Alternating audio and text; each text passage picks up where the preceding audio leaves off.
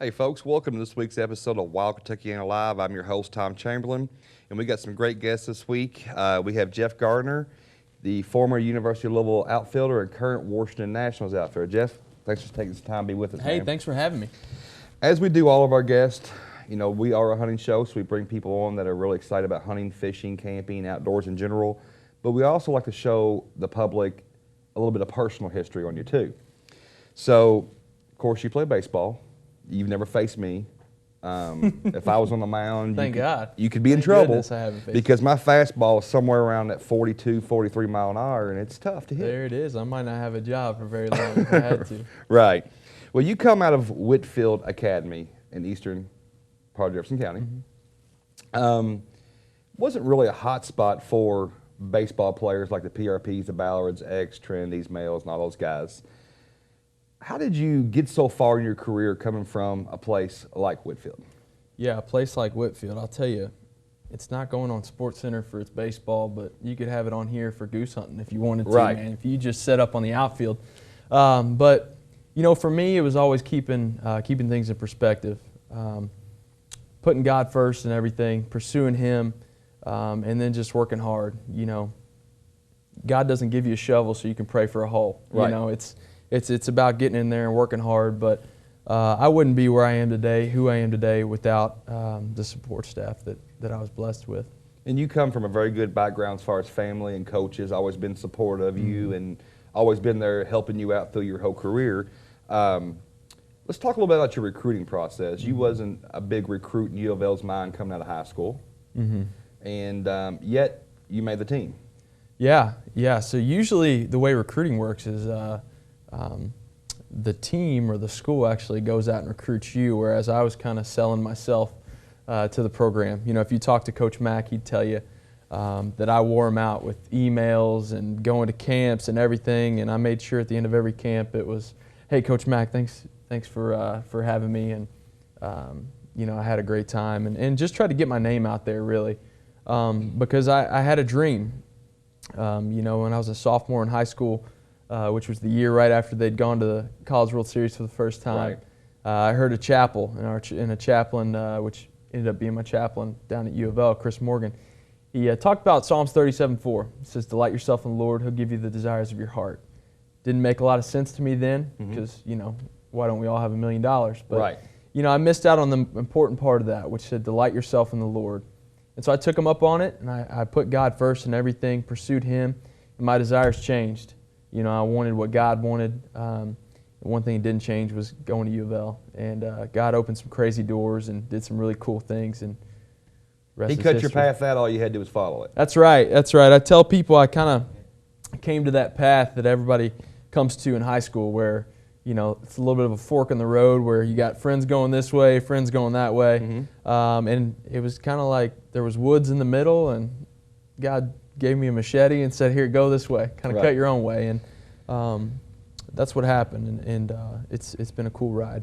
And it's not done yet. You still got a long way to go. Not. You're still Hope young. not. You're That's still a right. young guy. Thank you. Now, like most freshmen, sophomore, when they hit the college level, it's a big adjustment going from high school ball to the college level. You struggled a few years being a freshman and sophomore, but then your junior year at U of L, it really took off for you. And your senior year is really when you stepped up and you showed the team, you showed the country, you showed everybody your worth. And you had a ton of honors. The honors were, if you go to U of L's website, it's really ridiculous the honors you have. Thank you. But you can't get those honors without having great coaches and great teammates. Would you agree? Definitely, without a doubt. From Coach Mack to Coach Lamonis, Coach Barksdale my freshman year, Coach Cheeseborough the rest of the time, Coach Williams, although he's our pitching coach, and stayed far away from him when it came to working, because last thing I am is a pitcher. Right. But from that and all the guys that you had around you, constantly making you better, you don't go places without people. As Coach Mack would always say, you win with people. Yeah. And you had 2014 AAC Player of the Year. What was it like to receive that award? It was incredible. I grew up watching guys like Chris Dominguez, Phil Wonderlick, Ryan Wright, all these different guys. And Chris Dominguez was a guy that had won Player of the Year, and I thought it was something that was really cool. And during that year, I watched it a little bit, but not a ton. Luckily was in a good spot at the end of the year and was able to be the Player of the Year. But And that was the first year Louisville had joined the AAC. The AAC, yeah, it was because that. the previous year you were 2013 Big East, all Big East team. Right, yes, sir. Which the AAC was that transition year between Big East and the ACC, which they are in now. But yeah, it was really cool. It was an awesome honor. I guess I'll be the only AAC Player of the Year, Louisville history. So that's right. That's kind of cool. Yeah, that's something special in itself. But it's like anything else. You win with people, and I wouldn't have been able to receive that without guys getting on base for me, without a lot of things going for me, which once again comes back to people. It does, and it takes like on our TV show, it takes a whole group of us to put together a successful show.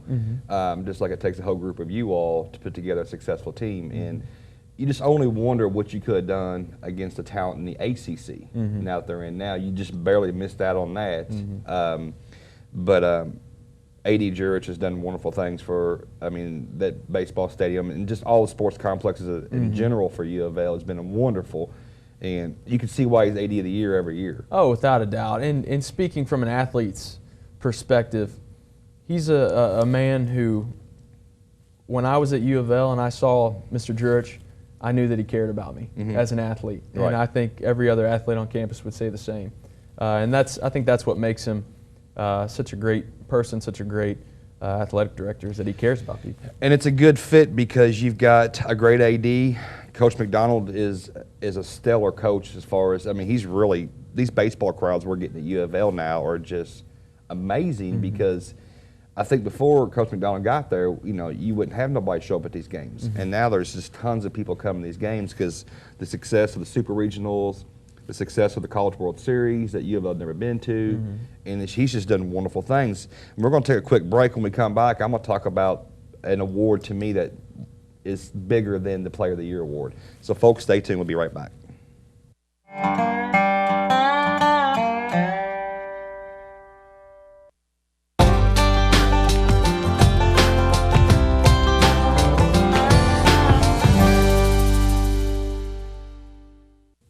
Welcome back. I'm your host, Tom Chamberlain, and we got Jeff Gardner here. Jeff, before we went to break, we were talking about your AAC honors as Player of the Year, the only one Louisville will ever have because we spent 1 year in the conference. But to me, the award that really, really hits me when I look at all your awards is your Second Team All-American Award. And the reason I think it's so important is because there's thousands of collegiate athletes that play baseball. Lots of teams, lots of ball players, lots of really, really good ball players that go on and do great things in the majors. And to be a second team All-American, that just speaks wonders because when I look at All-American, not only do I look at, he had great stats as a senior year, but he was also a good leader because Coach McDonald also made you the team captain. So when you got that honor of being team captain as a leader, and the All-American honors, how did that make you feel? Well, first off, but being named a team captain is always special. Anytime either your peers or a superior, I guess, just makes you a captain or considers you a leader, it's a pretty big honor. And for me, it meant the world that Coach Mack and some of my teammates had seen me fit to lead. So that was huge to start the year. But then being able to be an All-American was awesome. Yeah. We've started a little bit of a tradition at U of L where all the All-Americans end up on the wall. You've got guys like Chris Dominguez out there, Ryan Wright, Phil Wunderlich. Can't leave some pictures out. You got Jeff Thompson out there, who a big guy that I got to play with. All wonderful athletes. Wonderful athletes, wonderful people.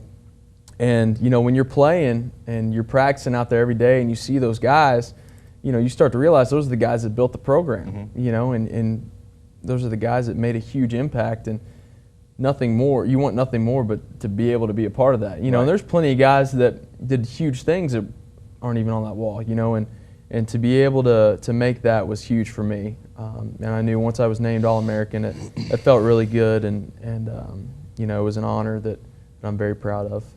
Now, going back to being how determined you were being being recruited, not being recruited by U of L, but making the team still.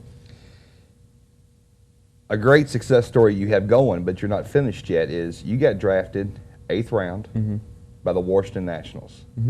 That's impressive to play, being a hometown kid, play baseball where you love to play baseball at, for the people you love to play for, having your parents be able to come to all your home games, see you, your family being there the whole time with you, and then you get that notification you've been drafted. Now you're a major league ball player. How did that happen, and where was you at when it happened? I was sitting in it's called the Omaha room. It's actually where we make, where we do our scouting reports. It's kind of like a big theater room. It's really nice. And I was sitting in there. We're waiting for our scouting report before our first super regional game against Kennesaw State.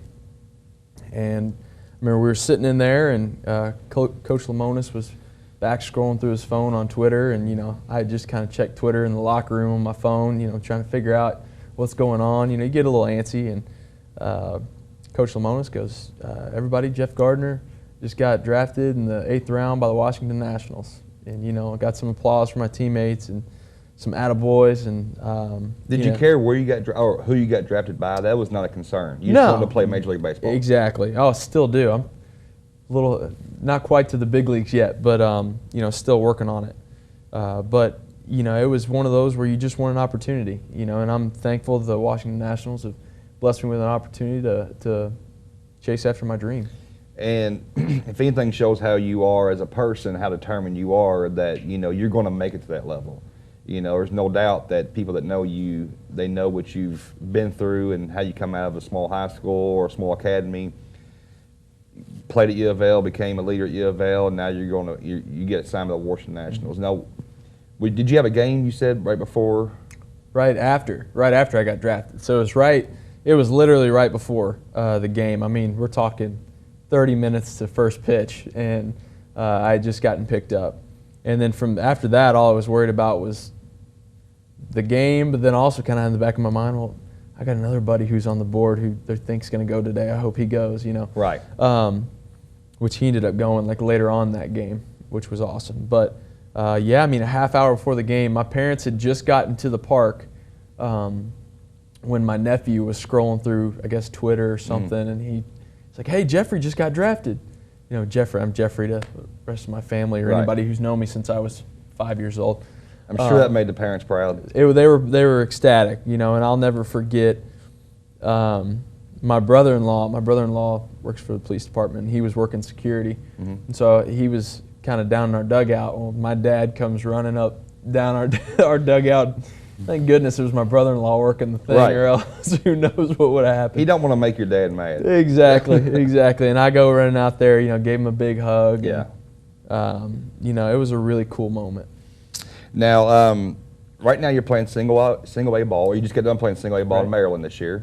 Now, how was that going from the collegiate level to the pro level? I mean, you're facing just strong pitchers night after night. Exactly, and that's one of the big differences. You know, you've got other differences like you're using a wooden bat instead of a metal bat. How much difference was that? For me, it proved to be somewhat of a challenge. You know, and it kind of depends on the person. You know, I've got friends who could pick up a wooden bat and swing it better than they could a wood or a metal, or vice versa. You know, I definitely struggled a little bit getting used to it, but feel comfortable, and it's one of those things that you know, it just takes a lot of work. You know. Now, are you seeing pitchers now that are just so much stronger than they were in the collegiate level? Definitely, definitely. You know, the game of baseball has evolved to where it is at a level now where the talent is through the roof. You know, in college, you're facing guys that are throwing pretty hard, and every weekend, somebody's ace may be 95, or you may play a Vanderbilt who's running like 5 guys out of the bullpen who throw 95. You know, but whenever you get to playing professionally, it's every night, you know, and the starter may throw 93, and you're like, oh, we might have a chance against this guy, but then they run some, you know, lefty who's going to run 96 underneath your hands, and it's like, this isn't fair, you know. But it's it definitely makes it more challenging and a lot of fun. Yeah, I'd say it would be a lot of fun, and you're living your dream now. Definitely. You're starting to live the rest of your dream. You got a long way to go, of course, like you told me, but it seems like you're really, really enjoying what you have going on right now. Definitely. I joined the workforce for the first time this off season. As weird as that sounds, being 23 years old, Right. having your first real job, and I have a whole new motivation to make it to the big leagues. Well, folks, when we come back from this next break, we're going to talk with Jeff about hunting, because we are a hunting show, so we're going to talk about some animals. Good deal. Stay tuned.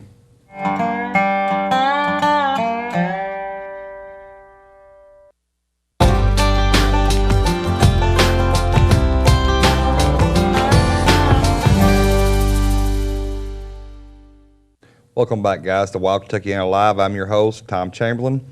Now, Jeff, before we went to our last break, we had covered a lot of your baseball career, the high school level, the collegiate level, and now the pro level. And like we'd said, your parents have got to be super proud. Now they're seeing where all their baseball camps and all their practices are all in batting lessons. All that money. All that money is finally starting to pay off. Paying off. Thanks, Mom. Yeah, Dad. right. Thanks, Mom, Appreciate Dad. So now we're going to get into a little bit of hunting. We had met earlier in the week, and we sat down and talked. And you had told me that you didn't come from a big, long line of hunters in your family, whereas I did. I come from, my father, my grandfather, uncles, my whole family hunted. So I had that always around me, but I always take that for granted because guys like you that love to hunt now didn't grow up around that. So I just assumed that was the norm all the time when I was growing up. Being from Bullitt County, majority of the people around me hunted. So it was just the norm. Yeah. Tell me a little about who influenced you to first get into hunting. I was always learning, or I guess hearing stories from my friends in school and stuff like that. I had a couple cousins of mine that had done a little bit of hunting, so I'd seen a little bit through them. But really, it was one of those things that growing up, we were members out at Fern Creek Sportsman's Club, which maybe some people have heard of that. Been a member out there with my dad as long as I can remember. And we used to go out there and we'd do some fishing, shooting, Right. you name it. He'd take me and my sister out there. We used to just walk around there and pick up cans through the woods, Right. So we were always outdoors doing things. So you'd always see guys out there sighting in a rifle or shooting a bow or what have you, and you'd always see deer. And I just always had this desire to hunt, and I used to wear my dad out about it, that I wanted to go hunting. And I feel like he used to come up with every reason in the book not to take me. But he finally gave in, let me get my orange card. And that's a big deal, too. I mean, you got to have your orange card in the state of Kentucky. And the great thing about the Fish and Wildlife Department putting that orange card program together is it gives kids like you the opportunity to learn a little bit of background about the outdoors, how to hold a weapon, how to clean a weapon, how to shoot a weapon. And getting that card's a big accomplishment for a young kid anyway. Oh, definitely. I was probably the most nervous between my orange card test and my driving test. Probably the most nervous for any test I've ever taken in my life. So the ACT wasn't even in that Oh, top man, three? I wasn't worried about that. I just wanted to, something that could get me into U of L, and Right. that'd be good. But it was something that I loved taking the course because I got a chance to learn more about hunting and kind of the history of hunting and stuff like that. And ended up linking up with one of our neighbors who worked with Quails Unlimited and got me out to Walkabout Farms for a quail hunt, which was awesome. That was your first hunt? First time I killed anything other than the bug. And how old were you? 13 or 14. Okay. 7th grade, I think. So it was a pretty exciting time for you then. Oh, it was awesome. It was the greatest thing. The first time I saw a pointer get on point, I thought it was so cool. Yeah. And then all of a sudden that quail goes flying up in the air and you pull the trigger and see feathers, and I was hooked. Yeah, it's the way it happens with all the kids. It's growing up, and my dad took me hunting for the first time. Mine was a squirrel hunt. Okay. Be able to kill your first squirrel, you're like, man, this is the best thing in the world. Yep. Yeah, it's such an accomplishment. It feels great. But the same guy ended up getting me hooked up with a youth weekend deer hunt, which I got to do that a couple times, but I ended up going out there, killing my first deer. I remember the first day, me and my dad are sitting up in this tree together, and there's this doe walks by, and I was scared. And your dad's to death. not a hunter, so it's really cool that he showing interest in something you want to do, and he goes with you. Oh yeah, and that's, I was blessed with great parents all around, but I had a dad who, although he may not be big into hunting, he's big into me. Yeah, and, right. And if I wanted to go hunting, we were going. Good. And that was awesome. Still to this day, he didn't want me going out to my uncle's farm last week, so he rode out there and slept in the car while I hunted. So, thanks, Dad. Right. But no, ended up killing my first deer that weekend, and I was hooked, man. I mean, you know the feeling. Oh yeah. It was a cool morning. You look down a hill, and up comes two does, and all the guys had already told me, shoot the first thing that walks by, That's right. because it's my first deer. And We still do that. hey, patience, man. Yeah. It takes a lot of patience not to pull the trigger sometimes, but deer taste too good. You're right there. But ended up getting my first deer, and never forgetting, you get that buck fever and you start shaking, and it was the greatest feeling in the world. I've been hunting since I was probably 12, 13, 14 years old, and got the opportunity to harvest doe early in the year with the bow this year, and I still had the shakes. And it was a small doe, and I guess when I start to lose that feeling, then I'll probably stop hunting. Yeah. And I pray that I never lose that feeling, because it's the best feeling in the world. Yeah. Your adrenaline just gets you jacked up, you're pumped up, you see that deer coming in, and there's a lot of things you've got to do to make the perfect shot. Oh, yeah. Especially when you're bow hunting. Yeah. There's a lot of unknown factors that could happen. Yeah. I have missed a lot of deer from hitting twigs I didn't even see, or misjudging yardage. And that's if you can stand up in the stand without them hearing you and taking off. Yeah, they are very, very talented animals. Yeah. They have a lot of different senses that tend to bust us on very, very many occasions. Yeah. Now, that first deer you killed, was that your favorite hunting memory that you have?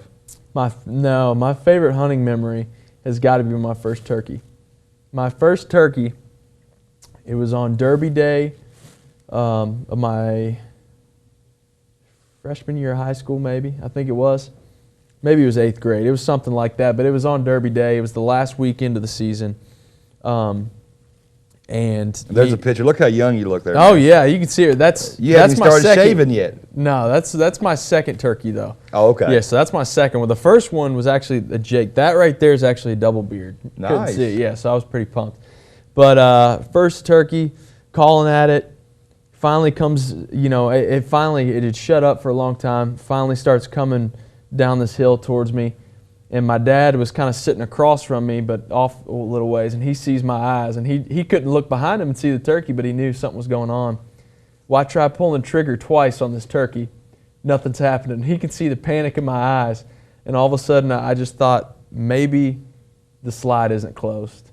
Throw the slide closed, that turkey looked up, boom, got him. Nice. It So was even awesome. after making all the noise, you still got it Got him. accomplished. Yeah, We're going to take another quick short break, and when we come back, we're going to talk some more hunting. good deal. Stay tuned.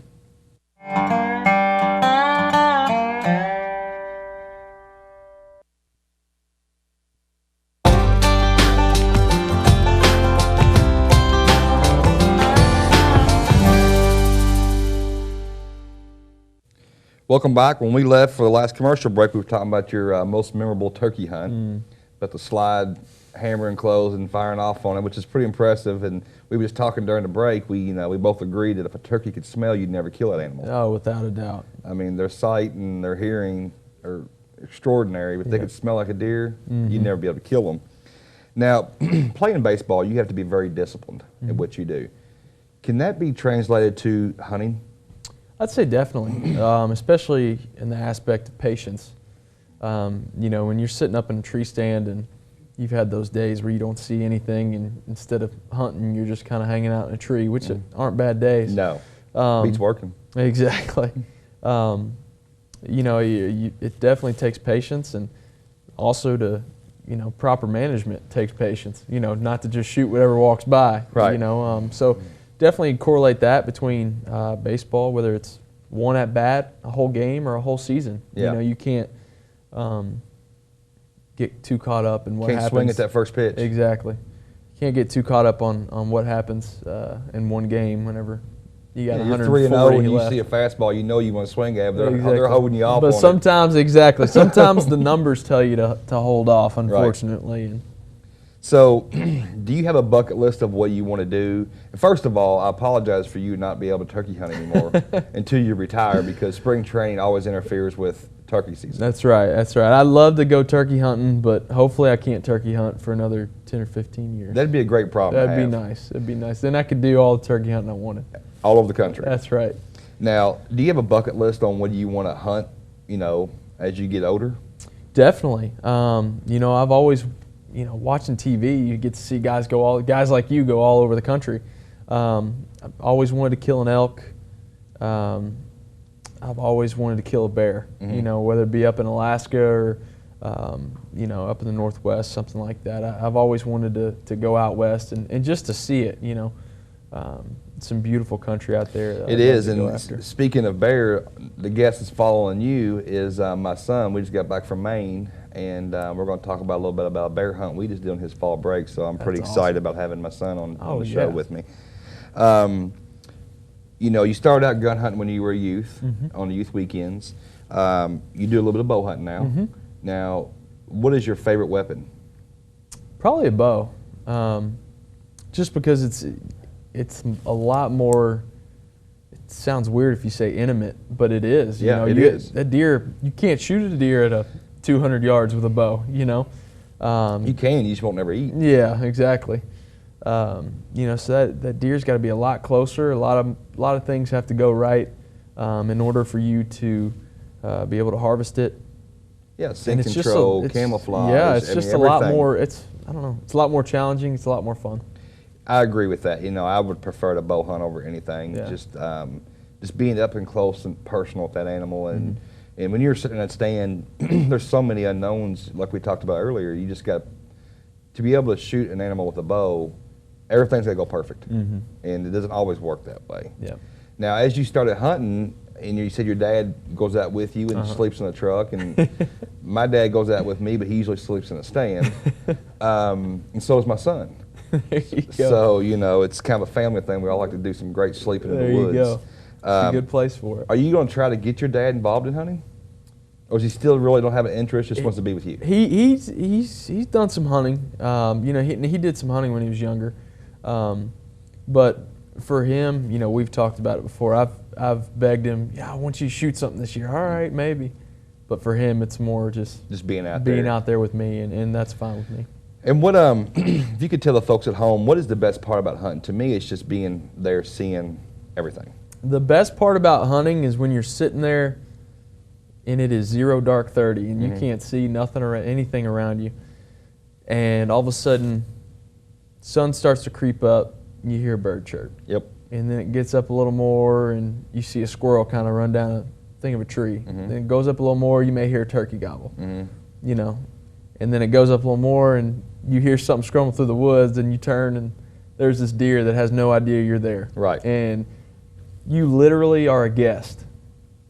You're a guest into the woods, the wilderness, the magic of the wilderness. That's, if you could tell people, whether you take a weapon out to hunt with you at all, or if you just go sit in a tree, watch the sun come up, and just listen to the woods come alive. To me, it's God's greatest creation.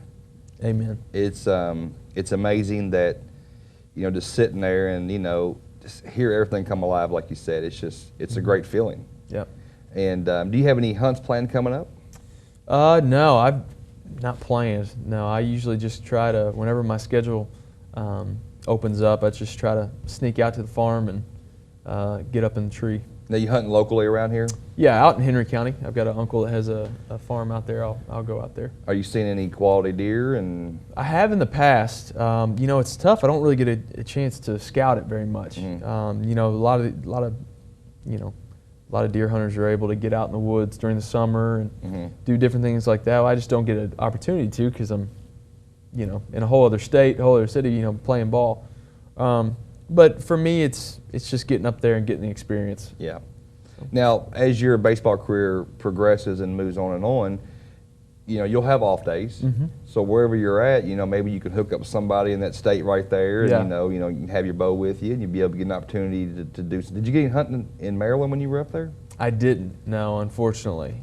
Which, you know, something I need to do this next year is just bring my bow along, and you know, somebody has a farm or something, may be able to sneak in a turkey hunt or something like that. See, that would be really cool. That'd be Because awesome. you're going to be already up there anyway. Mm-hmm. Now, you've done some hunting with the former guest I had on here, Chris Redmond. Oh yeah, So definitely. he's the one that introduced me to you, Mm-hmm. and I'm glad that he did that, because we're always looking for guests that, you know, that has a really cool background to their personal life, and then also hunts. Mm-hmm. So that's where we want our show to stand out from everybody else's, and you know, I'm really appreciative of Chris doing that for us. And then you went on a hunt with him, what, last week?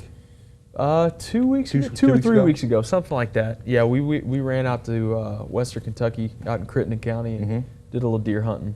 You see anything good? Saw plenty of does, man, but it really wasn't. It was kind of hot. Weren't really looking to take anything that day, but He's got some quality deer on that farm, from what he Definitely, tells me. He definitely. invited me down. I hadn't had the opportunity to go down and spend some time with him yet. And, you know, me having the show Lights Out Outdoors, we're going to have a big release here coming up involving Chris, so we're really excited about that. Mm-hmm.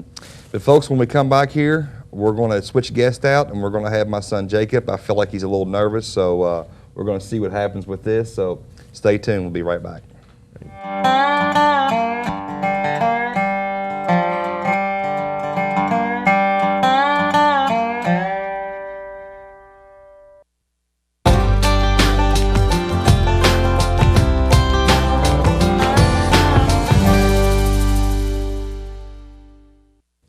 Hey guys, welcome back to Wild Kentuckiana Live. I've got a real special guest with me here tonight. I got my son Jacob. Jacob, how you doing tonight, bud? I'm doing good. How nervous are you? I'm pretty nervous. Okay, it's okay. Well, what we're going to talk about tonight is me and you've done a lot of hunting together. Mm-hmm. You're 13 years old. You're an 8th grader, and you get to do a little more hunting than most kids your age. And it has to do with us having the TV show. You know, we get to travel a little bit and get to harvest some different animals. A couple years ago, it was real special because we had me, you, and Pawpaw in the turkey blind, and you got to kill your first turkey. And then we were in the deer blind, and you get to kill your first turkey or your first deer. Now, what we're going to talk about tonight is we went to Maine. We did. Now, when I had told you that on your fall break we're going to head to Maine and we're going to go black bear hunting, what was you thinking? I was ready to leave now. It's one of those things most kids don't get the opportunity to do. Not at all. So what was your buddies saying at school when you told them on fall break they were going to be hanging around the house and you were going to go black bear hunting? Well, when I told them, they were like, "Can I go?" I was like, "You gotta get your own plane ticket." Right. And so leading up to the bear hunt, that's all you talked about. I did. And was you able to focus at school any? No. Your grades show that. My grades do show that. So all you were worried about was really just going on this bear hunt. I was pumped up for it. Now, we had some people come with us. Who did we have go with us? My papa and Justin, And those are two special people to us. Justin's like your adopted brother. pretty much. And, of course, you know, we love hunting with Papa a lot. So that was really fun. Now, the cool thing about it was we were determined if we were going to fly or drive. Yeah. And which one did you want to do? I wanted to fly. What did Papa want to do? Drive.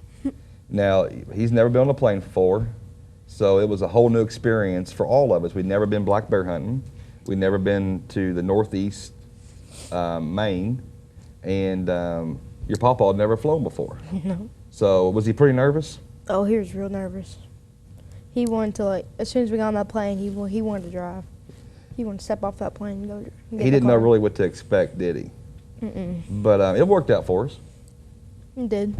When we got up to, When we landed in Baltimore. yep, It was about 8 o'clock, 8:30, and he was like, he wanted to go get on the plane and go Portland. right. Yeah, He was ready. He was ready to go. Once he got up in the air and he realized it wasn't no big deal, it was fun. It was fun. Now, when we landed there, Justin picked us up from the airport, and we headed north for about 3 hours to a place called Crystal, Maine. just a few miles south of Nova Scotia. You know, we're right there on the Canadian line. It was beautiful country, Real and beautiful.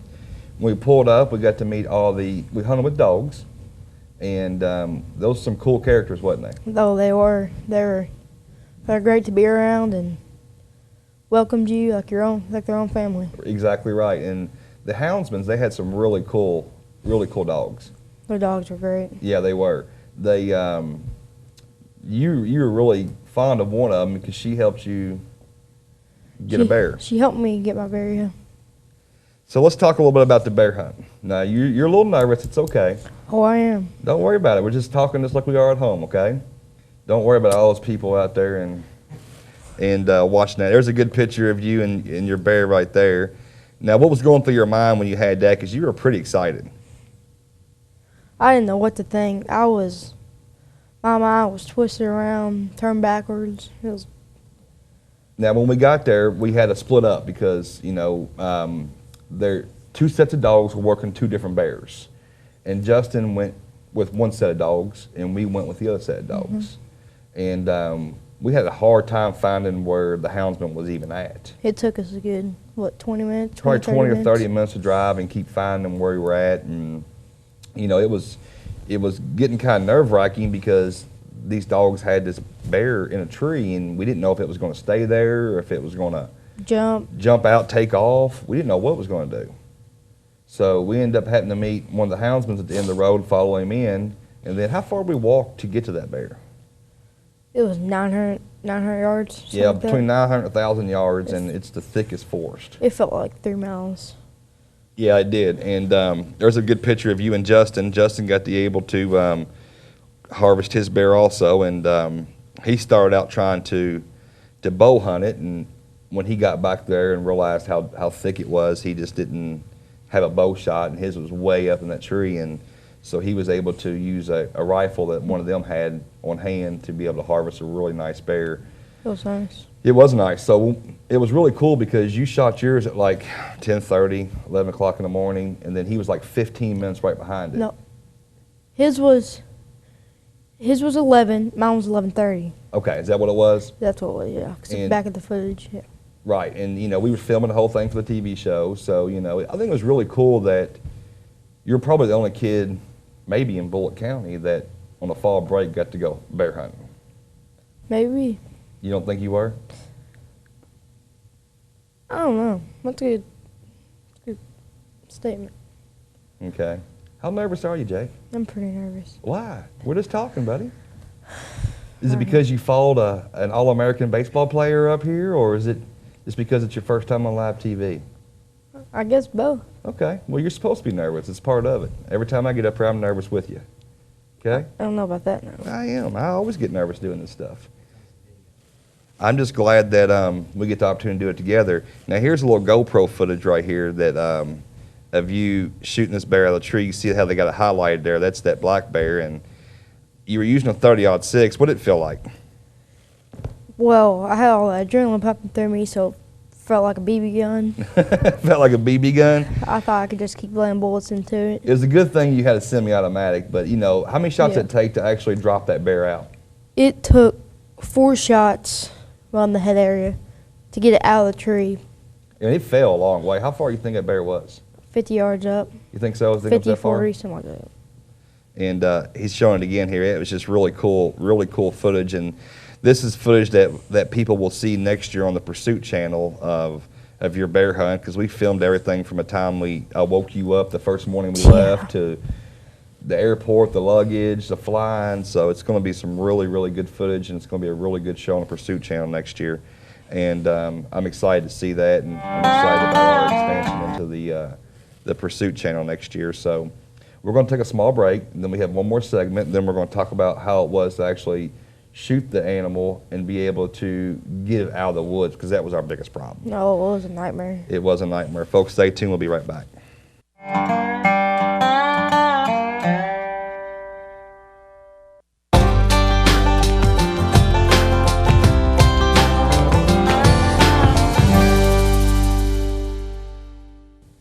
Welcome back to Wild Kentuckiana Live. I'm your host, Tom Chamberlain, and with me, special nervous guest, Jacob Chamberlain. Jacob, you still nervous?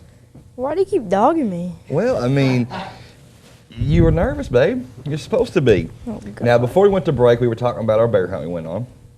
It was real special, and you get to do a lot more hunting than most kids your age get to do. Now, once you got to harvest this bear and it fell out of that tree, what kind of job was it getting it back to the truck? It was a nightmare. It took 4.5 hours to get it out of the woods, not counting driving back to the lodge. It was hard because to get to one point, you had to go backtrack the other way just to get to the point you're trying to get to. Right, because if you could just go the way the crow flies, we could have pulled it right out, but it didn't work that way because those woods are just so thick up there that you couldn't pull a bear through that thick stuff. And we had, 7 or 8 guys pulling, Yeah. and it still took us 4.5 hours, in which I can understand if it was really hilly like it is here in Kentucky in some places, but that place is flat as flat gets. It is. Now, when we went in there to make the decision to shoot that bear, originally I was going to shoot that bear because it gave me a perfect bow opportunity to shoot it. You didn't know that, though. I didn't know at the time, you're right, but while we were driving trying to find where this bear was at, how many times did you tell me you were killing this bear?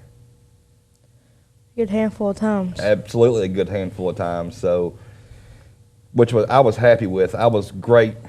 It was a great feeling for me to run the camera and to be able to be there with you when you shot this bear. And as people will see in the footage at a later date when it airs on TV, that how excited you were when you shot that animal.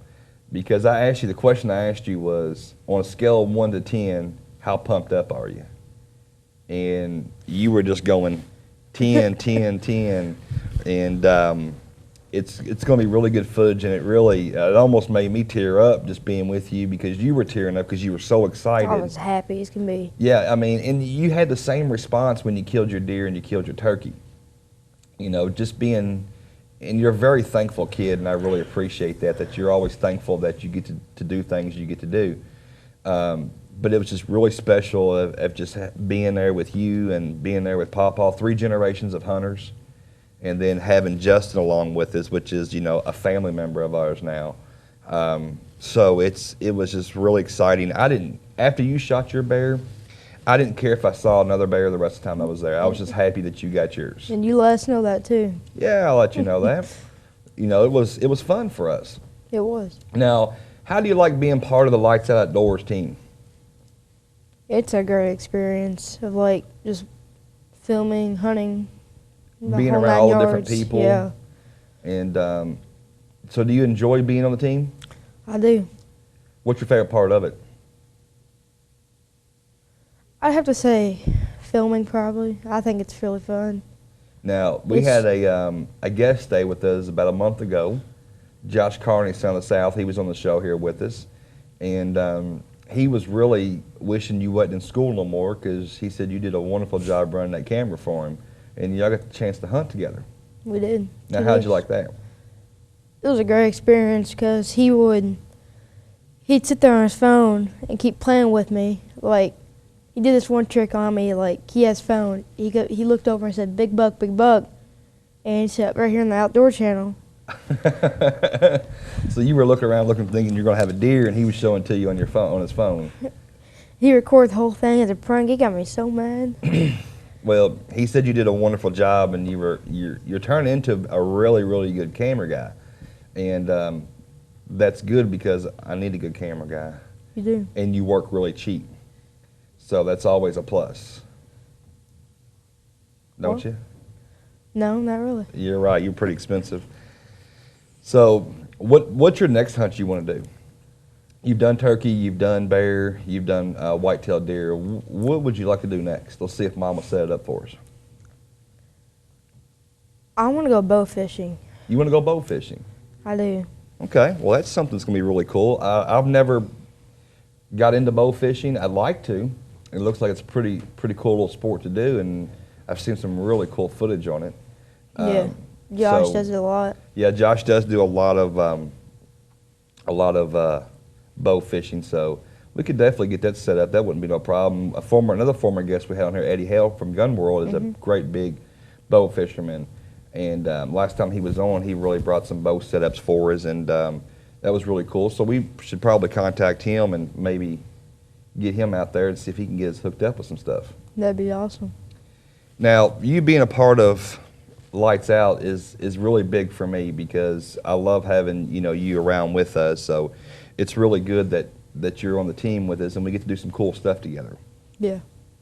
I'd like to, in a few years here, do a kind of an offset of the Lights Out Outdoor show and have strictly a kids hunting show because you don't see that around very much. You don't. That'd be awesome to do. You be the host of it, and then at that time you wouldn't be so nervous when you're on TV. Oh, probably not. You don't think so? Probably will be. Probably will be. You got a pretty good mom too. She lets you go on all these hunts, and every once in a while you get to miss school and not clean your room or something like that when you want to go hunting, don't you? Another thing I would like to do is go back on that snow goose hunt we did. Yeah. Now, we had a good time on that. We went to Pocahontas, Arkansas for a snow goose hunt, and we had an amazing time there. How many snow goose did we see, you think? Thousands and thousands and thousands. I remember sitting there watching people jump out on the road, shooting out of the back of the bed of the truck. Yeah, that's really unusual for us because around here in Kentucky, you can't shoot anything off a blacktop road. You have to be so far off of it, this and that. Well, apparently in Arkansas, it's not the case that you are able to shoot these snow geese that are such a nuisance and tearing up everybody's rice paddy fields and really destroying everything. And you can shoot them out of the back of the truck, from the blacktop, anywhere you can get to shoot and kill these snow geese. It's legal. It's legal.